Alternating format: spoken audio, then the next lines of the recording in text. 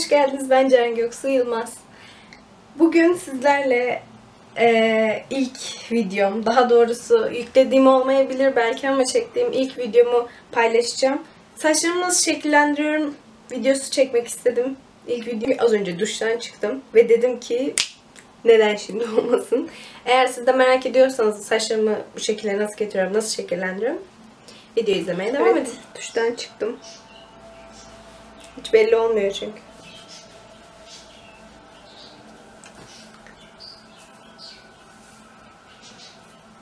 Ben havlu yerine bunlardan kullanıyorum. Mikrofiber gibi bir şeydi sanırım. Emin değilim. Sallıyor da olur.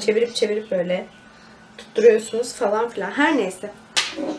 Şimdi ilk başta duştan çıktığımda, tabii bunu unuttuğum için video çekeceğimi, ben kremimi sürdüm. Bu Yves Rocher'in Sebo Vegetal.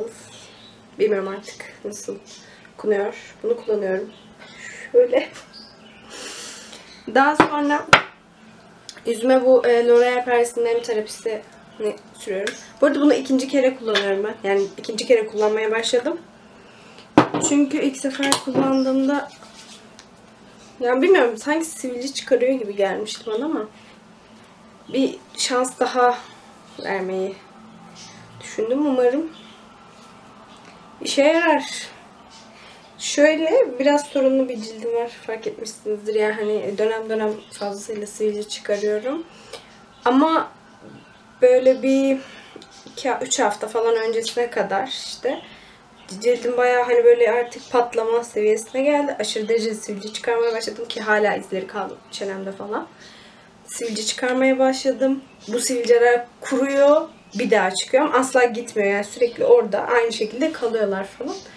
Daha sonra baktım böyle pul dökülmeye falan başlamışlar. Ne kullansam işe yaramadı. Yani her zaman sürdüğüm bu işte Yves Rocher'in her zaman sürdüğüm kremini sürdüm. Bepantol sürdüm. Daha sonra bunun mavi kapaklısı var. Sanırım bundan daha yoğun diye hatırlıyorum. Öyle olması lazım. Onu kullandım. İşe yaramadı. Daha sonra Neutrogena'nın birkaç kremini kullandım. Hiçbir şey işe yaramadı. En sonunda dedim ki ben buna bir daha bir şans vereyim. Sonuçta hani adı nem terapisi, cildimin de neme ihtiyacı var.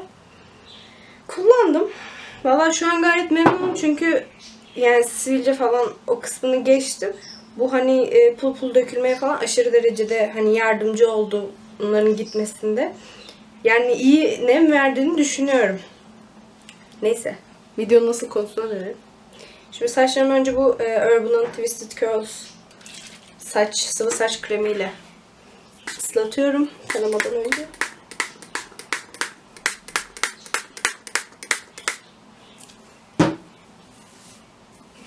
Daha sonra ben bunu kullanıyorum ama hani şart değil. Sadece kolay olduğu için bu Farmasi'nin bir tarağı.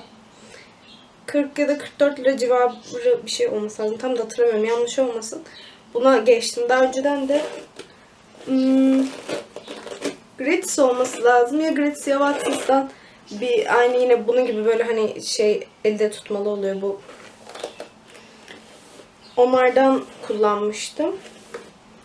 Memnunum. Ya ondan da memnunum. Sadece hani zamanla ben çünkü bayağı oldu alalı. Zamanla kullandıkça bu dişleri falan hani kırılmaya başladı. İşte eğilip bükülüyordu zaten. Çok hani esnek olduğu için bu tarz taraklar. Sonra kırılmaya başladı. Ben de işte farmasi satışına başlamıştım. O ara dedim ki neden olmasın, bir de bunu deneyeyim. Burada benim saçlarım aşırı dökülüyor. O yüzden güçlendirici falan da kullanıyorum. Hatta şampuandan bahsedeyim. Bu Nugratiz'den aldım. Evet, Nugratiz'den aldım, ona eminim. Bir marka, şu an tam olarak hatırlamıyorum markasını ama siyah sarımsaklı bir şampuanını kullanıyorum. Saçlarımı taradıktan sonra şöyle hafif havalandırıyorum diyeyim. Yani aşağıdan yukarı. Daha sonra şöyle ortadan. Rastgele yapıyorum ben bunu genelde. Ortadan ikiye şöyle parmaklarımla ayırıyorum. Daha sonra bu Pantene'in onarıcı ve koruyucu bakım yağından biraz kullanıyorum. Bunu genelde her banyoda kullanmaya çalışıyorum. Yani dışarıda değilsem, evdeysem kullanıyorum. Dışarıda bir daha da fazladan ürün yanımda taşımıyorum genelde.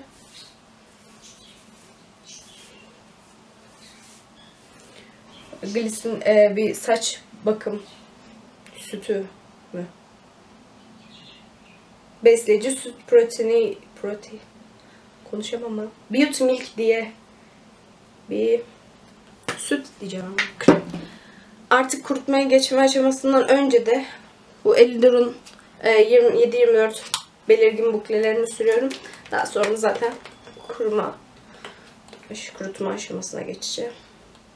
Yani şu kadar falan alıyorum ben.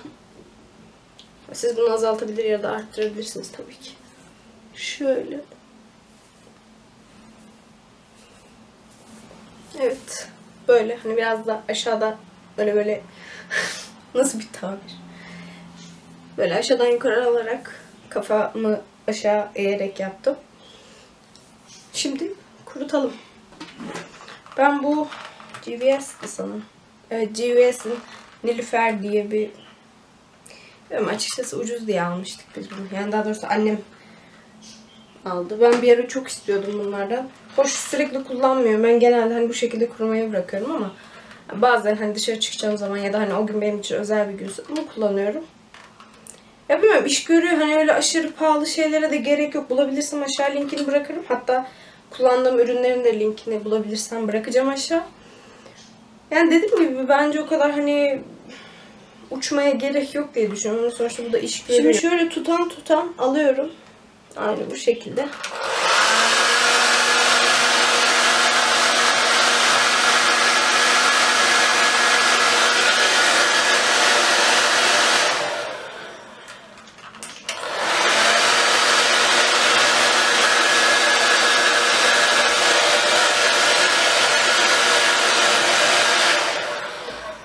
Ve evet, saçlarımın olmuş hali, bitmiş hali artık. Bu şekilde. Yani dediğim gibi o kadar aslında hani köpüktür, jöledir falan filan. Fazla malzeme kullanmamaya çalışıyorum. Bu gösterdiğim malzemelerini de zaten her zaman dediğim gibi her zaman şimdi kullanmıyorum. Elektriklendi, fark etmişsinizdir. Son olarak bir de şu az önce bahsettiğim sütten böyle 2 fıs falan elime alıyorum. Bu şekilde böyle. Saçlarıma yediriyorum.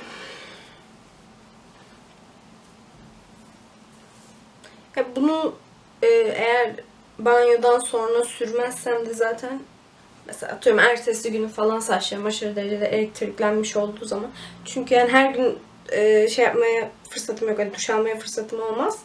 Olmuyordu zaten.